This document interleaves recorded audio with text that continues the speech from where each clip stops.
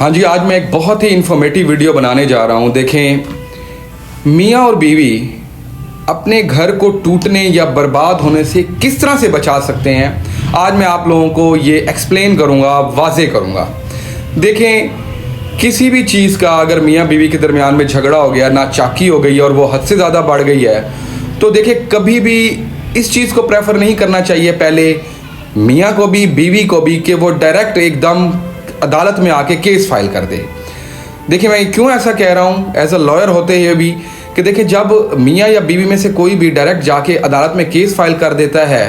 तो जो दूसरी फ्रीक होता है, यानी अगर मियाँ ने की है तो बीवी, बीवी ने की है तो मियाँ, वो इस अना में आ जाते हैं कि जी अब तो ये अदालत चली गई है या चला गया है तो अब तो मैं इसको बिल्कुल भी नहीं बसाऊंगा, क्योंकि इसने अदालत का मुंह देख लिया है, इसने अदालत का दरवाज़ा खटखटा दिया, एक केस की तरफ चली गई है, तो अब तो मैंने बस आना ही नहीं। तो अल्टीमेटली होता क्या है, आपका केस तो फाइल हो जाता है लेकिन एडवर्स बैड इम्पैक्ट ये पड़ता है कि आपका घर ख़राब हो जाता है। अगर आपके बच्चे हैं छोटे तो वो रुल जाते हैं, क्योंकि माँ बाप अलहदा हो गए तो उन्हें तो बसा लेना फिर भी घर, लेकिन रुल बच्चे जाते हैं। तो ऐसी सूरत में देखें, खुदारा मैं आप सबसे ये रिक्वेस्ट करता हूँ कि अगर अभी कभी भी इस तरह कोई नाचाकी हो, मसला हो, तो आप दोनों में से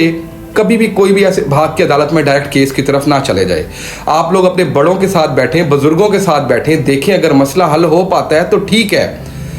अगर मसला नहीं होता हल, इन केस बरकरार रहता है, तो फिर डेफिनेटली कोर्ट्स आपके लिए हैं, आपको इंसाफ दिलवाने के लिए हैं। तब भी आप जाके कोर्ट्स में इंसाफ ले सकती हैं, केस फाइल कर सकती हैं। लेकिन ये मेरा वीडियो बनाने का मकसद सिर्फ ये है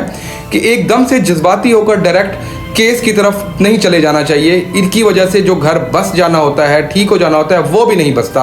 और टूट जाता है। तो मेरा मकसद भी अपने फॉलोअर्स को जब मैं गाइड करता हूं तो यही होता है कि मैं डायरेक्ट उनको केस की तरफ रेफर ना करूं, मैं कुछ दरमियान का रास्ता देखता हूं जिसकी वजह से उनका घर भी ना टूटे, उनके दरमियान में रिकन्सिलिएशन यानी कि सुलह भी हो जाए और उनके जो बच्चे हैं वो जो रह रहे हैं वो एक खुश असलूबी से एक अच्छी फैमिली की तरह जो है गुजर बसर कर सके।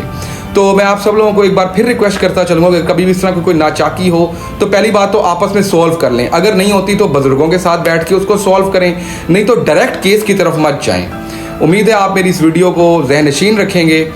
और भाई को दुआओं में याद रखेंगे। मज़ीद वीडियो देखने के लिए भाई के चैनल को सब्सक्राइब करें, लाइक करें, कॉमेंट करें।